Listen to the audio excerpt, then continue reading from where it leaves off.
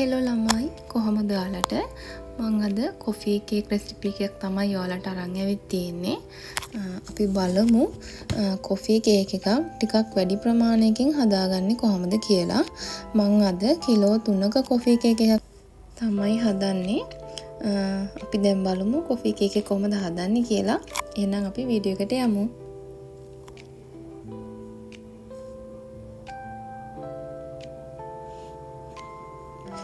මුලින්ම අපි බටරුයි සීනි තමයි එකතු කරගන්නේ. මේ විදියට ස්කේල් එකක් අරගෙන බටර් ග්‍රෑම් 750කුයි සීනි ග්‍රෑම් 750කුයි දාගන්න ඕනේ. ඒ කියන්නේ කිලෝ එකට 250 ගානේ කිලෝ 3ට 750ක් අපි එකතු කරගන්න ඕනේ.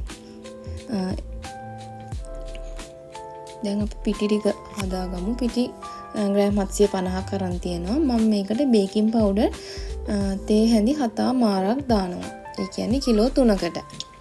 ඔයාලට කේක් පිටි ගන්නත් පුළුවන්. කේක් පිටි ගත්තොත් බේකින් පවුඩර් දාන්න අවශ්‍ය නැහැ. අපි දැන් මේ බේකින් පවුඩර් දාගෙන පාන් පිටි ටිකක් කලවම් කරලා 3 පාරක් හලා ගන්න ඕනේ. පිටි ටික හොඳින් හලා ගන්න.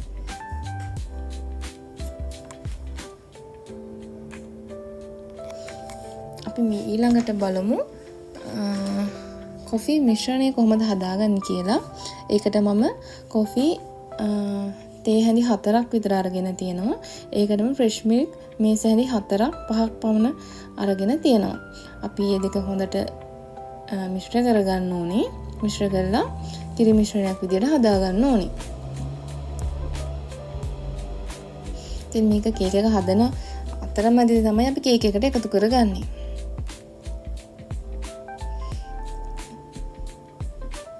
මම දැන් මේකට බිත්තර 12ක් අරගෙන තියෙනවා. ලොකු බිත්තර 12ක්. ඔයාලට කිලෝ එකට බිත්තර 5ක් ගන්නවා නම් පොඩි බිත්තර වලින් ගන්න පුළුවන්. ලොකු බිත්තර නම් 4 ගානේ ගන්න පුළුවන්. දැන් මේ පෙන්නන විදියට වෙනම භාජනයකට අරගෙන බිත්තර කඩලා දාගන්න. මොකද බිත්තර නරක් වෙලා තිබුණොත් නැත්තම් ඒක අයින් කරන්න වෙන නිසා. අපි දැන් කේක් ට්‍රේ ටික හදාගමු. මම කිලෝ 3ක් නිසා කිලෝ 2 කේක් ට්‍රේ එකයි කිලෝ 1 කේක් ට්‍රේ එකයි තමයි ගන්නෙ.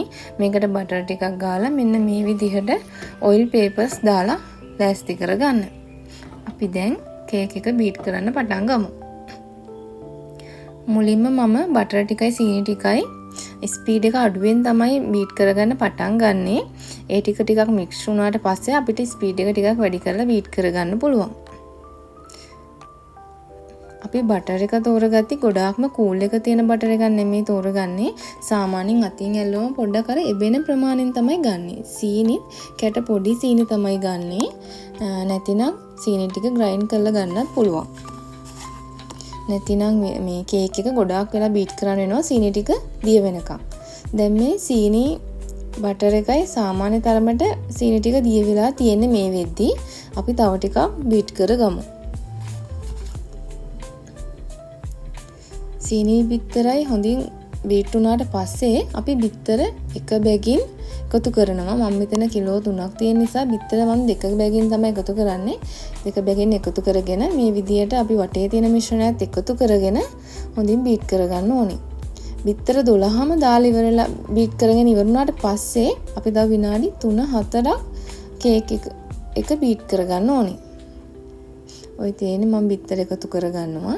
ඔයාලට බිත්තර දෙක බැගින් දාලා විනාඩිය බැගින් වගේ අපිට බීට් කරගන්න පුළුවන්. අපි ඊළඟට මේ අතරතුර oven එක ලෑස්ති කරගමු.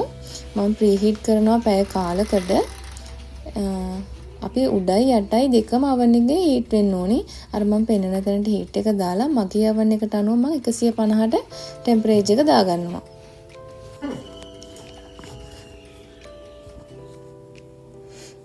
දැන් බටර් ටිකයි බිත්තරයි සීනි හොඳින් බීට් වෙලා තියෙන්නේ. අපි දැන් මේකට වැනිලා එකතු කරගමු. වැනිලා තේ හැඳි 7 මාරක් මම එකතු කරගන්නවා. 7 මාර එකතු කරගෙන මේ විදිහට හොඳට ඒක මික්ස් කරගන්න.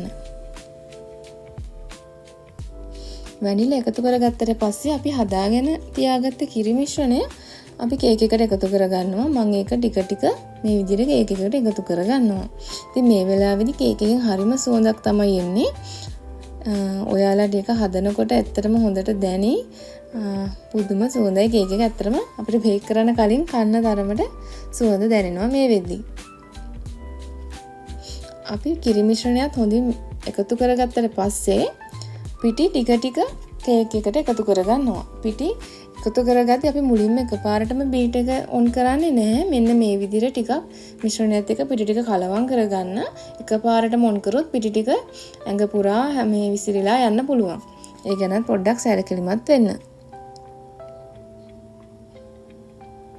පිටි ටික හොඳින් කලවම් කරගත්තට පස්සේ බීට් එක ඔන් කරලා අපිට හොඳින් බීට් කරගන්න පුළුවන්. අපිට බීටර් එකෙන් නැතුව ලී පත්තකිනුත් මේක කරගන්න පුළුවන්.